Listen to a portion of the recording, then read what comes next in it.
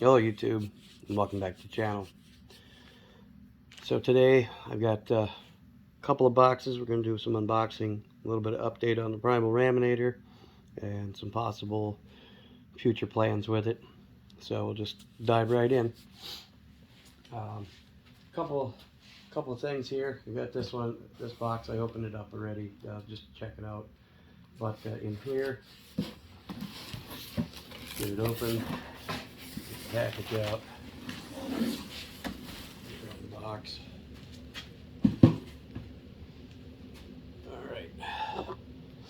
So what we have in here is the exhaust pipe.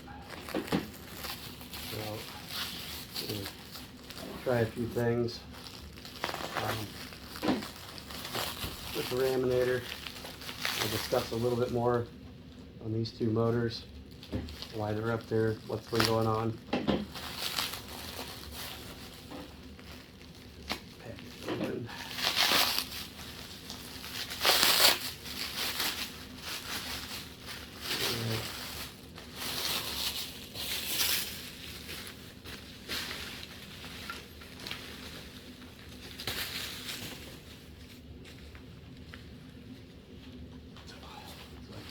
Here, package of nuts, bolts, and brackets, gasket. Padding out of the way. So what we have here is like your little motorized bike pipes that you would get. We're going to try and mock this up on one of the motors. As you've seen in a couple of my other videos, I had problems with the factory motor from the primal Raminator right out of the box. So I purchased a couple of these. One was from Amazon, one is from eBay. This one's an eBay motor. This tank wasn't on it. It came on the other motor, but I put it on here because I went ahead and ran it, went through some heat cycles, broke it in, just let it sit here in the shop idling. So this way if I have problems with the other motor, that by the way is running great. I did have some issues with taking it to work, leaving it in the cold because I'm in Wisconsin and it's wintertime. Come to find out, and I'll grab that.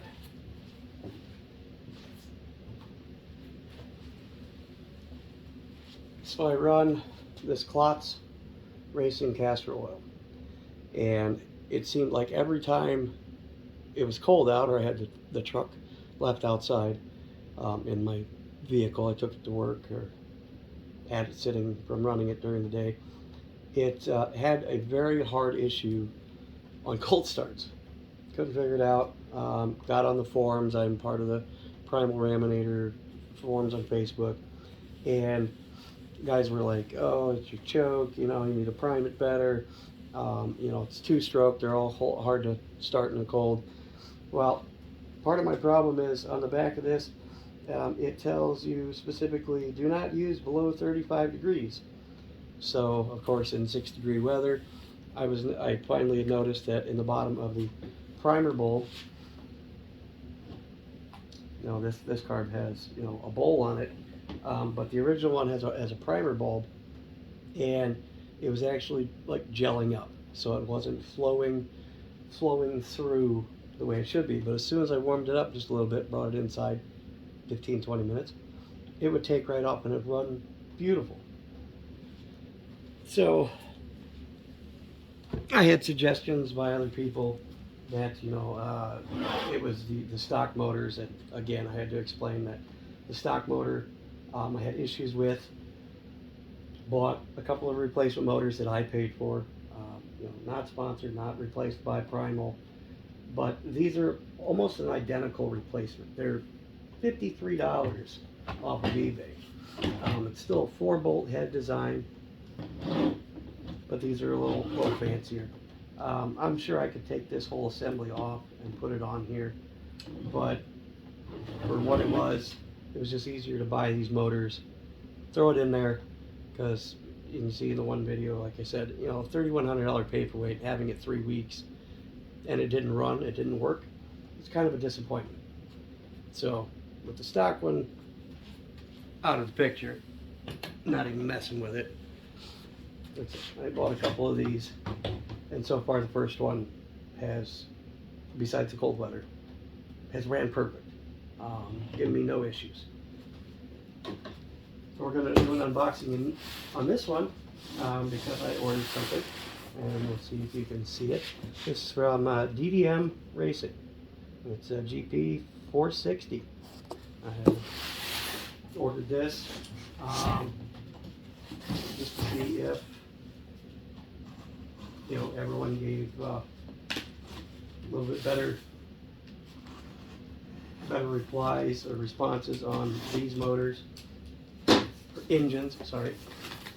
So I ordered an extra clutch from DDM. This is the red spring, so it's 7,000 RPM clutch.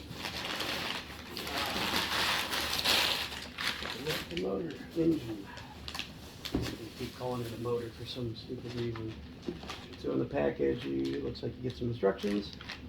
Spark plug wrench. This box out of the way. And get this bag open. There we go. So it's an R460 Chungyang motor. Looks like it's pretty decent design. This should be almost direct fit to the cable. If not, I can change the bracket. I don't know if this is going to go in my V2 Raminator, or if I'm going to put it in possibly the V3 Monster Mud Truck. I will be ordering one here shortly, just to have, because why not? And it comes up with something new. It's a really nice design. I do like the new design of the Raminator, the black body, as everyone can see. So we're going to test out like this pipe for fitment, how it works, and possibly run, like I said, this motor. Don't know if it's going to go in, like I said, the V2 or the V3, because it is running, like I said, beautiful right now. I should have a video in the next few days, hopefully, get some time before I go to work or at work, running in the snow, give it a quick little bashing around, and then hopefully by the weekend we are going to, just got these in, going to give these a test. Again, not sponsored, but they're premium series Z battery, 9,000 milliamp, 120 C burst, 4S LiPo packs, hard case. We're going to run these in my DVLXE 2.0, my Losi, and possibly my KM001 Baja. Give those a little rip and test the durability of these batteries, how well they do. So as of right now, like I said, we'll be waiting to see when I get the V3 in, and what I'm going to do for the motor. I'm still working on designing a motor mount plate for an electric conversion for them also, which will just be a shaft. Alright guys, like I was saying, be waiting to see when I get the V3 in, and then we're going to decide what I've got going on with these motors. Engines, keep calling them motors. These engines, the exhaust pipe, still working on a clutch and shaft assembly with a motor mount plate for electric conversion. Hopefully have some updates on that here real soon. And thanks again for watching. Like, comment, and subscribe.